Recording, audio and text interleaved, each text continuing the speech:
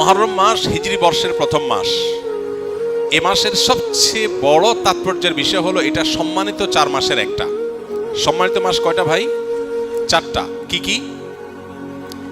জিলকদ, জিলহজ, মুহররম, এই 3টা হলো ধারাবাহিক।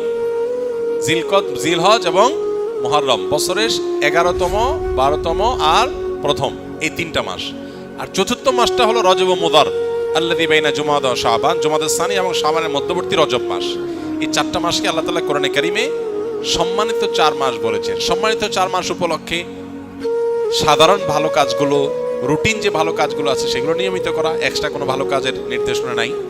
আর গুনাহ থেকে বেশিরভাগ বেঁচে থাকতে হবে, কারণ আল্লাহ বলেছেন যালিকা দ্বীনুল কাইয়্যিম ফালা তাজলিমু ফীহিন্না আনফুসাকুম। সম্মানিত মাসগুলোতে তোমরা নিজেদের প্রতি অবিচার করবা না, অর্থাৎ পাপাচার করবা না। অন্য সময় তো পাপাচার করা যাবেই না, এই মাসে বিশেষভাবে পাপাচার থেকে বেঁচে থাকার চেষ্টা করতে হবে। এখন এই যে জিলহজ যাচ্ছে, মুহররম আসছে, দুইটাই কিন্তু সম্মানিত মাস।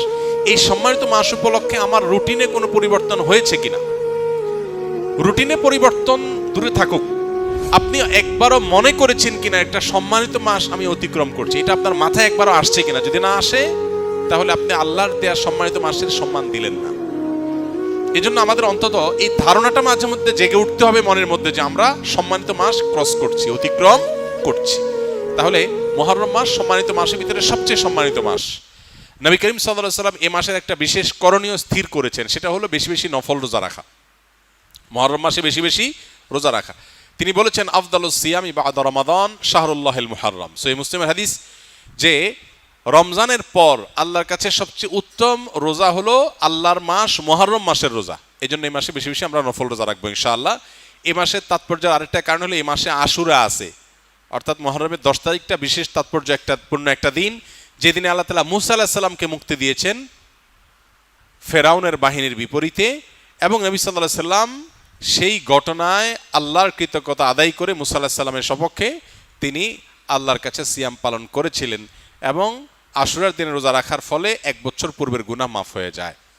এবং আশুরার সাথে আরো একদিনে রোজা রাখে 9 অথবা 11 মুহররম, 10 তারিখে তো বটেই, তার সাথে 9 তারিখ অথবা 11 তারিখ প্লাস করে 2টা রোজা রাখা হলো সুন্নাহ। এটা হলো মুহররম মাসের করণীয়। সারা মাসে বেশি রোজা রাখা, আশুরার রোজা রাখা বিশেষভাবে, আর সম্মানিত মাস হিসাবে এ মাসের সম্মান দিয়ে চলা, এ হলো মুহররম মাসের করণীয়। এর বাইরে মুহররম মাসকে ঘিরে আমাদের দেশে তাজিয়া মিছিল, শোক মিছিল সহ নানাবিধ কার্যক্রম আমাদের চোখে পড়ে। এগুলোর সাথে কোরআন বা সুন্নাহর কোনো সম্পর্ক নেই, এগুলো মন গড়া এবং বেদাত। যেই দিনে আশুরার দিনে রোজা রাখার কথা বলা হয়েছে সেই দিনে লাল ডেক বসায় যদি খিচুড়ি খায় তাহলে সুন্নাহর খেলাফ কাজ হবে আরো। সে কাজটি আমাদের দেশে হচ্ছে। সুন্নাহর প্রচলন নাই, বেদাতের প্রচলন আছে। আল্লাহ আমাদেরকে বুঝার তৌফিক দান করুন।